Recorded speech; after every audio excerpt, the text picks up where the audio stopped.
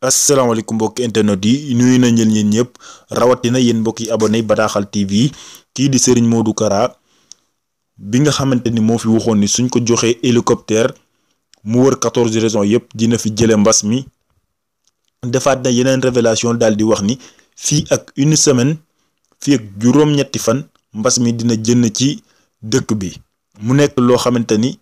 lu xaw a doy waar la si jamono boo xamante ni ñu ngi déclaré ay transmission communautaire par ci par là côté bi mu déclaré ni fii ak une semaine mbas mi dina jënd ci territoire sénégalais mu nekk loo xamante ni ñëpp moom la ñuy ñaan dinañ ñëwaat ak yéen ci propos yooyu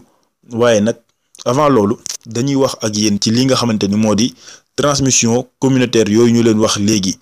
nga xamante ni mu ngi nekk basam fii ci Sénégal mën nañoo wax ni mi ngi nekk fële ca diwaanu Touba parce que gis nañu récemment déclaré nañu Ziguinchor ginnaaw kaa ba fa am fële la jóge fii di Touba ginnaaw Tivaouane bi nga xamante ni boobu moom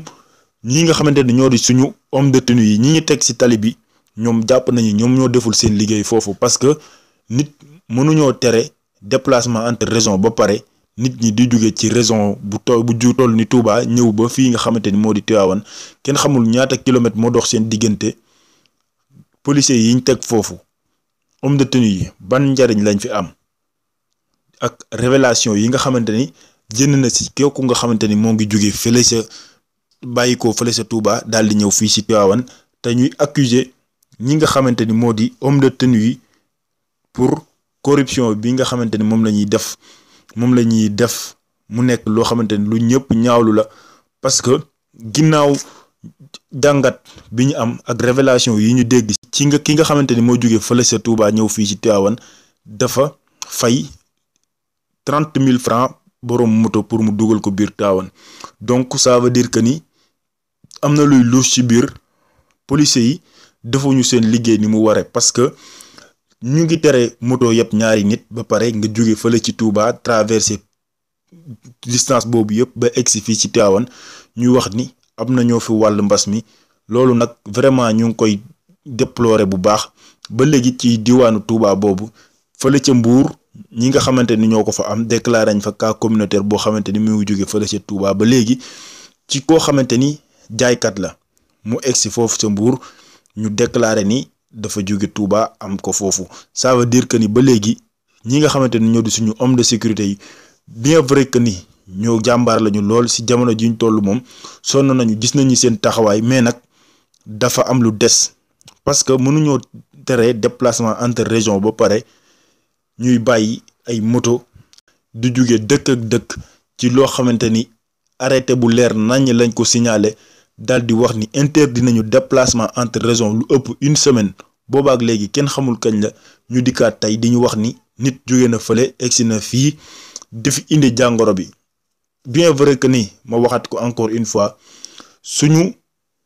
agent de sécurité yi ñu ngi liggéey ñoo ngi jàmbaar lañu torop ci xeex bi waaye nag nañ ñu gën a dimbali nit ñi nag ñoo war a am seeni mature bopp am seen responsabilité personnelle suñ la waxee ñëwal ma fay la nangam te yow nga xam ni dangay mettre en danger sa waa famille ndaxte même fa nga jëm bu fekkente ni sa famille nekku fa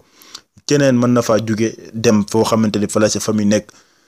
soo feebaree waay toogal nga faju depuis boobu bu ñu fermé woon fële nga xamante ni moo di Touba mën nañoo jàpp ni mbas mi du egsi fii mu egsi waaye nag loolu yëpp le coup est déjà parti donc solution bi ñu ci war a jël moo di lii Sénégal yàllaa ngi ñuy suturaal ñi ngi am ay ñu wér ñu bari waaye nag fan yi li ñu gis ñu koy déclarer moom xaw naa tiital sénégalais yi de tiital nañu moom wax dëgg yàlla donc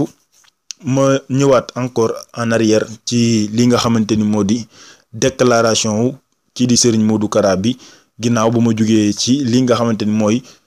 transmission communautaire yi nga xamante ni ñoo ngi jóge fële sa Touba ñuy ñaanaat bu baax nit ñi ñuy signaler personnes yi nga xamante ni ñoom ñoo jugee déplacement entre dëkk ak dëkk ñi nga xamante ni ñoo yor wàllum transport ñu jàppale homme de sécurité yi ñu jàppale bu baax policiers yi ci seen liggéey ñu jàppale leen ci bu baax a baax ndax ñu mën a xeex ensemble pour kenn ku nekk mën a dellu si waat sa liggéey. kenn ku nekk fi mu toll nii yàkkamti nga affaire bi jeex ba nga delluwaat si liggéey kon kay nañ jàppalante.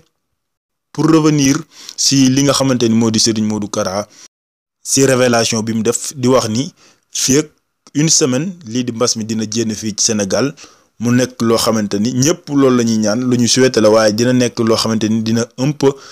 compliqué ci situation bi nga xamante ni ñi ngi déclaré ay transmission communautaire te ci loo xamante ni pour ñu saytu ko